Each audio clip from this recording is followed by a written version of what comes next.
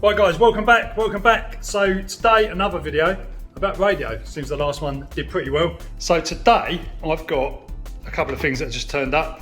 This is a Wonder Wand antenna system. So this is like a portable antenna system for my IC-705. If you don't know what this is, go watch my other video about this. We modified this so it would work on CB frequencies, and obviously it works on all the ham radio ones as well. So the idea is this is like a really kind of low profile, easy to set up antenna that you can supposedly transmit on, and it hopefully will work. So why would you want to do this? Well, you know, it is a bit of a faff going into a field and setting up this massive great antenna each time, and yeah, you might look like a bit of a weirdo as well. So this is kind of like a good way of just kind of getting on the air quickly, making a few contacts, maybe like in a lunch break or something, and just not really having this massive amount of kit just to kind of have a little play around with radio.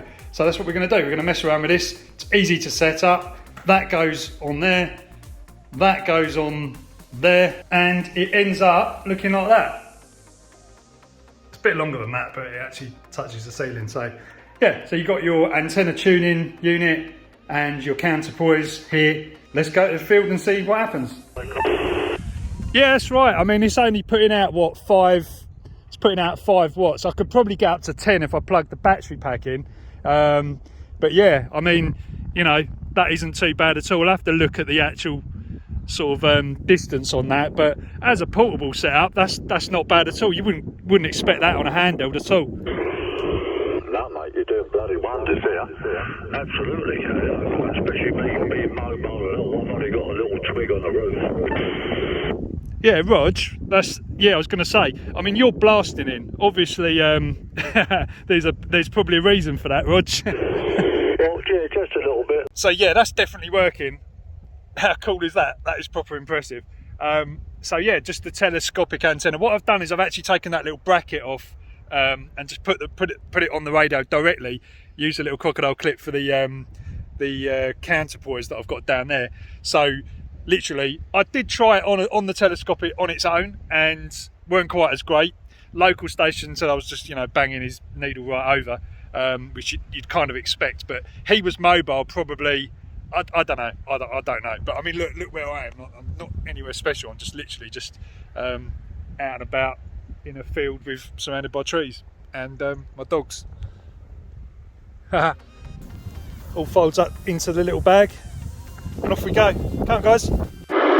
So all in all, a pretty interesting little setup.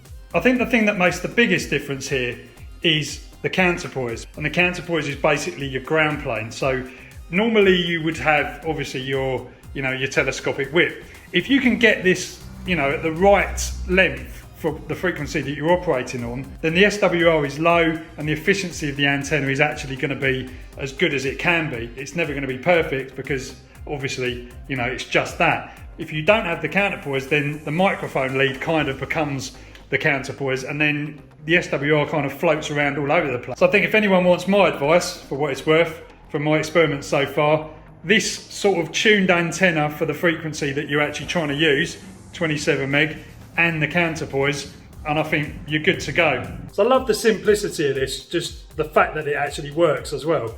It's so simple. You've just got the radio, the antenna, the mic, and you can just go out and actually make a few contacts. 27 megahertz, I've said before, is a really interesting band. Obviously CB was allocated to that band for a reason. It can cover quite good distances locally, and also it benefits from a bit of propagation as well. It's funny, some of the negative comments that I got about modifying the IC-705. People saying, oh, why would you ruin the perfectly good radio for this? Why don't you just buy a CB for using a CB band? Okay, on the surface, quite good points. Not everyone wants to kind of rip apart a 1,300 quid radio. But if you are going to spend that sort of money on the radio, then why not buy it open banded? So you can make use of that really hefty investment and actually not have it just sitting on the side. Why buy another radio when one radio will actually do most of the things you want to do? And on that note, hope you enjoyed this one. Don't forget to check out all my other videos, and I'll catch you in the next one, guys.